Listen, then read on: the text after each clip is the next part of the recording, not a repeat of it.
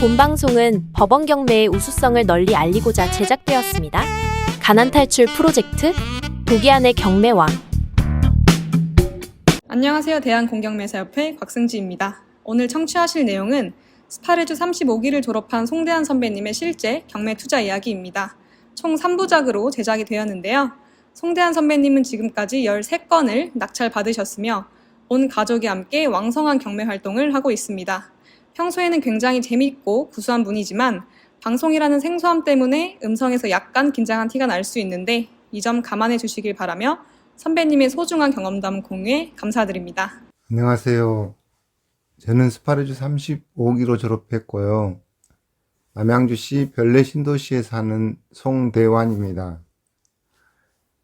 저는 50대 중반 공무원이에요. 제가 법원 경매를 알게 된 동기는 2018년에 있었던 것으로 기억이 납니다. 2018년에 논산으로 1년짜리 교육 파견을 가게 되었고요. 그때 공인중개사 시험 준비를 하면서 경매 특강을 듣게 되었습니다. 그때는 공인중개사 시험에 집중하느라 경매 특강을 못 듣고 그냥 패스했어요. 2019년도 공인중개사 시험에 합격하고 나서 다시 들으려고 했더니 그때는 들을 수가 없었어요. 그래서 유튜브를 하나씩 뒤지기 시작했어요. 그때 처음 독이안 경매왕을 접하게 되었고 특유의 강의 스타일에서 진솔함을 느낄 수 있었던 것 같아요. 경매 강의에 빠져들게 되었답니다. 유튜브 경매 강의를 첫 회부터 찾아 처음부터 끝까지 강의 자료를 다 들었던 것 같아요. 부자 마인드가 뭔지도 모르면서 다 들었더니 약간은 자신감도 생겼답니다. 돈을 벌어야겠다는 마음이 간절했던 것 같습니다. 경매로 돈을 벌 수 있다고 생각했어요. 20% 이상 떨어진 물건을 잡아서 1년에 6개만 팔면 쉽게 돈을 벌 수 있을 거라고 생각했답니다. 그리고 아무런 준비도 되지 않은 상태에서 2020년 4월에 겁도 없이 공매로 아파트를 낙찰받아 버렸어요. 그때는 몰랐지만 신탁 공매였는데 명도도 없었고 임차인을 그대로 인수해야 하고 전자등기로 해야 되는 조건부였어요.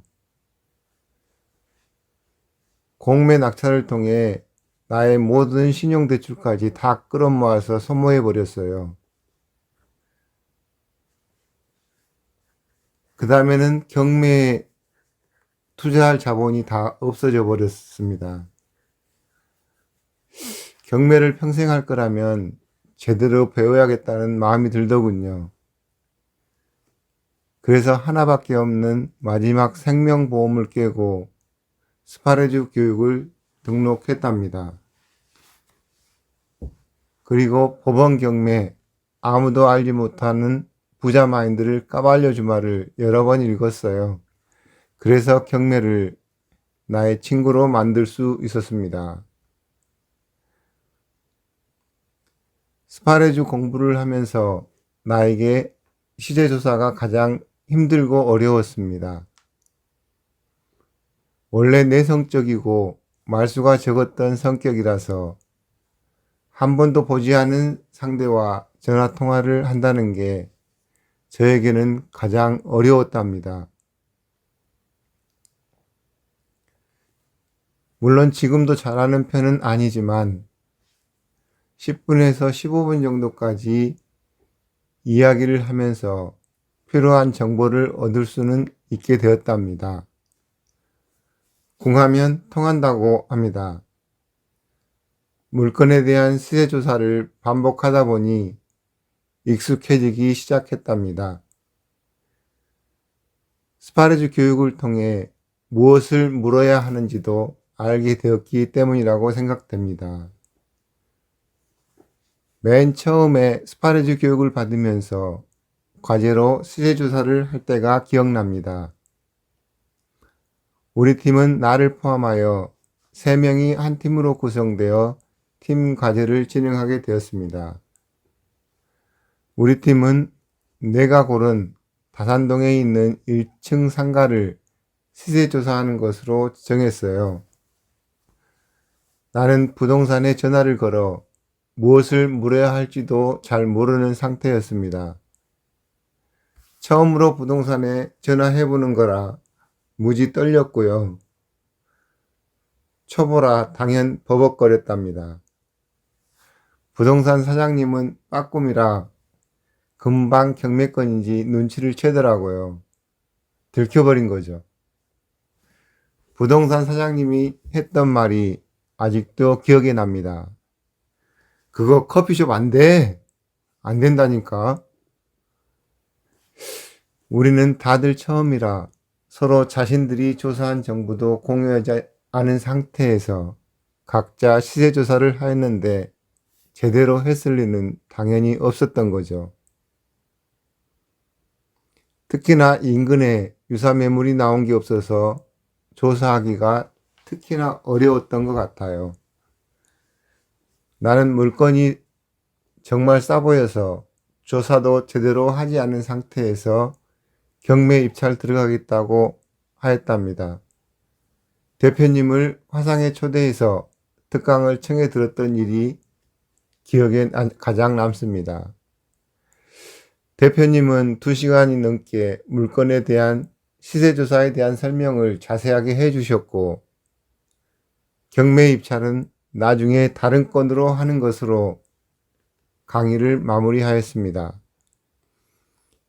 그 일로 우리는 경매 입찰 중지 명령까지 내려졌었죠. 나 때문에요. 저는 공무원이다 보니 일과 시간에는 전화하기 어려운 상황이라 퇴근하면서 지하철 타기 전까지 잠깐 시세조사 통화를 했었습니다. 저녁에 퇴근해서는 시세조사를 할 수 없어 네이버 부동산을 보면서 부동산 전화를 얻고 무엇을 조사해야 할지를 정리한 다음 날에 부동산 시세조사를 했었답니다. 그래서 시세조사는 시간이 가장 자유로운 토요일에 집에서 주로 하였답니다. 시세조사도 반복하니 경험이 생기고 점점 익숙해지더라고요.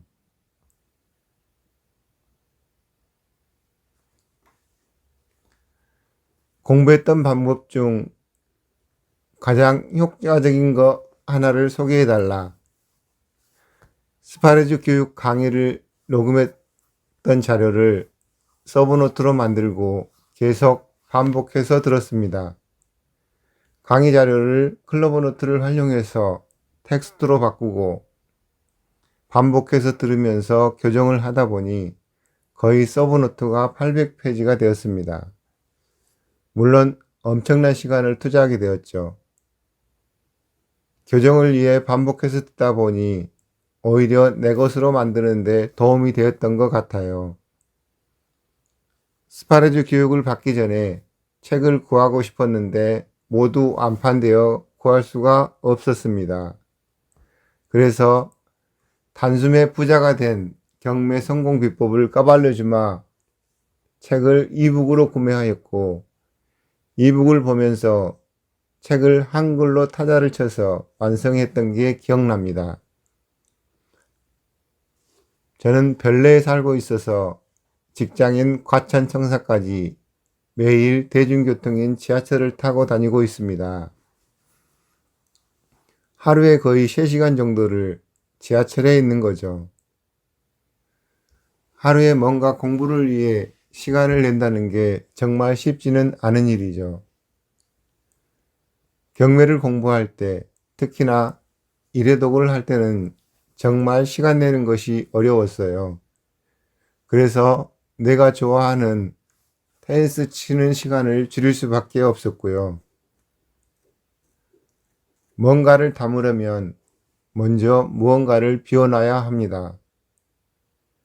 하루에 경매 공부를 위해 5시간 이상을 만들 수 있다면 경매로 쉽게 성공하리라 생각합니다.